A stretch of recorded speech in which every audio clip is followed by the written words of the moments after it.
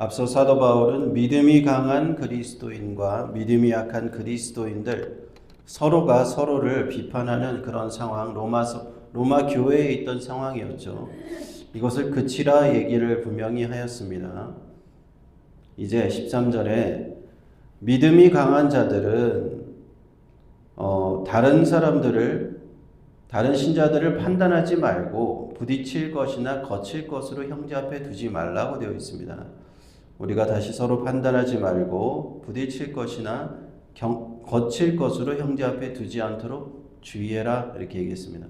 부딪힐 것은 걸림돌이죠. 요즘에는 우리가 흙길을 걷는 일이 별로 없겠지만 다 아스팔트 길이니까. 근데 옛날에는 흙길이 있었잖아요. 그럼 포장되어 있지 않은 흙길을 걷다가 이 돌뿌리가 나와 있으면 걸려서 넘어집니다. 그래서 거기서 나오는 것이 이제 부딪힐 것, 이 걸림돌을 얘기하는 거예요. 거칠 것은 무엇인가? 덫을 의미합니다. 우리가 새를 잡기 위해서나 또는 어떤 짐승을 잡기 위해서 사냥을 하기 위해서 사냥꾼이 숲속에 덫을 놓잖아요. 거기 덫에 걸리는 겁니다. 그래서 걸림돌을 놓지 말고 덫을 놓지 말라 이 말입니다. 우리 그리스도를 믿는 사람으로서 다른 형제 자매에게 이런 걸림돌을 두어서 걸림돌에 걸려서 넘어지게 하면 안 되겠고요. 덫을 두어서 덫에 빠지게 하면 안 된다는 겁니다. 다시 말하면은 이거에서 풀어서 얘기하면은 시험에 들게 하지 말라는 거죠. 걸려서 넘어진 듯 덫에 빠지든 다 시험에 드는 거예요. 다른 믿는 사람을 시험에 들게 하는 일을 했어야 되겠는가? 우리가 예수님을 믿으면서 시험에 든 사람을 건져주기도 못할 망정 다른 사람을 시험에 들게 해서야 되겠는가 하는 겁니다. 믿음이 강한 자들은 아무 음식이나 고기나 자유롭게 먹었어요. 그런데 믿음이 약한 자들은 그것을 보고 시험에 든다는 겁니다. 고기를 먹지 못하니까 그 고기를 자꾸 먹어라 너희들도 먹어라 하니까 거기에 걸려서 넘어진다는 거예요. 거기에 시험에 든다는 겁니다. 그래서 14절에 예수 그리스도를 믿는 믿음 안에서 우리는 어떤 음식이라든지 자유롭게 먹을 수 있지만 주 예수 안에서 확신하는 것은 무엇이든지 스스로 속된 것은 없다라는 겁니다. 다만 속되게 여기는 그 사람에게만 속된 겁니다. 우리 주님께서 복음서에서 가르치셨어요. 어떠한 음식이든 다 먹을 수 있다. 음식은 사람에게 들어가게 하는 것은 사람을 더럽게 하지 못한다. 다만 사람에서 나오는 것이 사람을 더럽게 하는 것이다.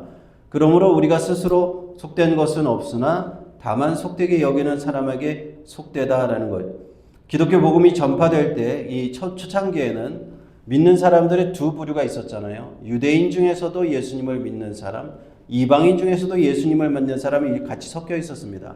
로마 교회 안에서도 이 두 부류가 섞여 있었어요. 그러나 유대인들은 그들이 살아왔던 전통이 있었던 거예요. 습관이 있었던 겁니다.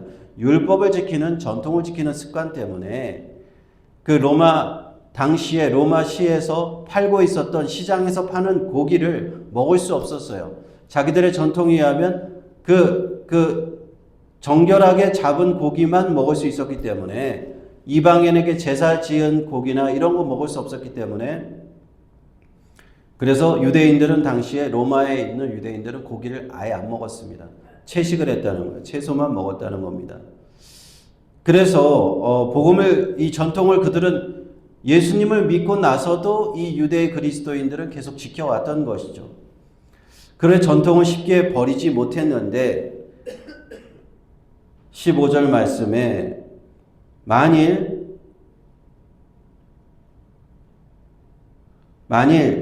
식물을 인하여 내 형제가 근심하게 되면 내가 사랑으로 행치 아니함이라 말씀합니다. 이 먹는 문제를 가지고 형제를 근심하게 하면 안 된다는 겁니다. 믿음이 강한 자들은 다 먹을 수 있어요. 고기도 다 먹을 수 있습니다. 그러나 믿음이 약하고 자기들의 율법 전통 때문에 그것을 지키느라고 못 먹는 사람들은 그것 때문에 근심하게 되었다는 겁니다. 그런데 그렇게 형제를 먹는 음식을 가지고 자꾸 근심하게 하면 믿음이 약한 자들이 그것 가지고 고통을 받게 되면 믿음이 강한 자들이 잘못하는 것은 무엇이냐? 그리스도의 법, 사랑의 법을 어기는 겁니다. 사랑으로 행치 않는 거예요. 그리스도께서 대신하여 죽으신 형제를 내 식물로 망케하지 말라 하는 겁니다. 믿음이 약한 자들이 그 음식 먹는 것 때문에 갈등을 일으키고 어려움을 일으키고 그래서 만약에 믿음에서 떨어져 나가게 되면 그들의 영혼이 망하게 되는 것인데, 믿음을 완전히 버리고 떠나가게 된다면 그들을 망하게 만드는 것 아닙니까? 그래서 그리스도께서 대신하여 죽으신 그 형제들을 너희가 망하게 해서는 되겠느냐 하는 겁니다. 16절에 그러므로 너희의 선한 것이 비방을 받지 않게 하라 말씀합니다. 믿음에 강한 자들은 그것을 가지고 선한 것이라 생각합니다. 그리스도 안에서 자유를 가졌어요.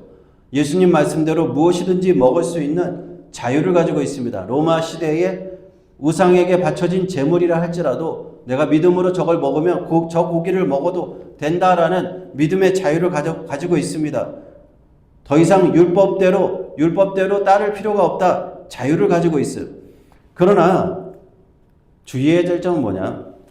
내가 믿음을 가지고 선한 의도로 행한 것이지만 그것이 다른 사람을 시험에 들게 한다면 어떻게 되는 건가? 시험에 들게 한다면 비방을 받지 않겠느냐 하는 겁니다. 그래서 우리 믿음이 강한 자들은요, 나만 좋으면 그만이라는 태도를 가지면 안 됩니다. 다른 사람을 배려해야 되는 거예요. 다른 믿음이 약한 사람을 배려해야 되는 겁니다. 우리가 예수님을 믿고 교회에 처음 들어오는 성도가 있을 수 있지요. 믿음이 약할 수 있습니다. 우리가 믿음이 강한 자의 입장에서 보면 이해가 안 되는 행동을 할 수도 있어요. 그렇다고 해서 그 형제를 시험 들게 해서 쫓아내면 되겠습니까? 예수님을 믿겠다고 이렇게 교회 안으로 들어왔는데 저 사람이 아직은 믿음이 약하니까 이렇게 하나보다 저렇게 하나보다 이해를 해주라는 거예요. 그럴 때 우리가 그리스도의 사랑으로 행하는 것이지, 그 사람이 믿음이 약함으로 또는 교회 생활을 잘 모르기 때문에 함부로 행동했다 잘 모르고 실수를 한다고 해서 그 사람을 시험에 들게 해서는 되겠느냐? 그것은 우리가 그것을 말미암아 비방을 받게 되는 것이므로 그렇게 해서는 안 됩니다. 나에게 아무런 문제가 없다고 해서 다른 사람에게 문제가 없는 것이 아닙니다. 내가 옳다고 생각한다고 해서 마음대로 할 수 있는 것 아닙니다. 다른 사람을 배려하는 마음, 이것이 그리스도의 사랑인 줄로 믿습니다. 17절에 보면 하나님 나라는 먹는 것과 마시는 것이 아니라 그랬어요. 고기를 먹고 고기를 안 먹고 포도주를 마시고 포도주를 마시지 않고, 이러한 문제, 먹는 것과 마시는 것이 하나님 나라의 핵심은 아니에요. 예수 그리스도의 복음의 핵심은 아닙니다. 예수 그리스도의 복음의 핵심은 무엇이냐면 성령 안에서 의와 평강과 희락이다, 이렇게 얘기합니다. 의라는 것은 진리 안에서 바로 살아가는 삶을 이야기하는 거고, 평강이라는 것은 교회 공동체 안에서 그리스도인들이 서로 화목하고 화평한 것을 얘기하는 겁니다. 희락은 우리가 그렇게 그리스도 안에서 한 믿음의 공동체를 이룰 때 느끼는 기쁨과 감사를 얘기하는 겁니다. 예수를 믿는 형제 자매들은 우리가 교회 안에서 추구해야 되는 것은 무엇을 먹느냐, 무엇을 안 먹느냐, 무엇을 마시느냐, 무엇을 안 마시느냐, 이거 가지고 따지고 싸우고 다투고 저 사람들하고 팔을 갈리고 이런 것이 아니라는 거예요. 카페트 색깔을 이 색깔로 하느냐 저 색깔로 하는 것 싸우는 게 아니라는 겁니다. 예수 그리스도 안에서 우리가 누려야 되는 것은 오직 성령 안에서 서로 진리 안에서 살아가는 것이냐, 우리가 그리스도 안에서 화평을 누리는 것이냐, 그 안에서 기쁨을 누리는 것이냐, 이것이 정말로 우리가 누려야 될 복음의 진리다 하는 겁니다. 그러므로 우리가 무엇을 먹고 마시느냐를 따지면서 분란을 일으키고 다른 사람을 시험에 들게 하지 않도록 주의해야 되고 조심해야 됩니다. 하나님 나라의 복음은 그런 것이 아니에요. 우리가 성도들을, 다른 사람을 배려하는 것이 가장 우선적이다라는 것을 우리는 기억해야 됩니다. 신앙생활할 때 나만 옳으면 되고 내가 옳은 것을 무조건 주장하면 그것이 다라고 생각하면 안 됩니다. 다른 사람들은 믿음이 약한 자도 내가 돌볼 줄 알아야 되고 기다릴 줄 알아야 되고 그 사람들을 배려할 줄 알아야 돼요. 그래서 믿음이 점점 성숙해지고 내가 믿음이 성숙한 단계에서는 이렇게까지 갈 수 있는데 아직 저 사람은 저 정도 믿음밖에 안 되니까 저렇겠지라고 생각해 주면 되는 거예요. 그렇게 이해해 주면 되는 겁니다. 우리가 그런 마음을 가지고 성도들을 섬기면서 함께 나아가실 수 있기를 주님의 이름으로 축원합니다.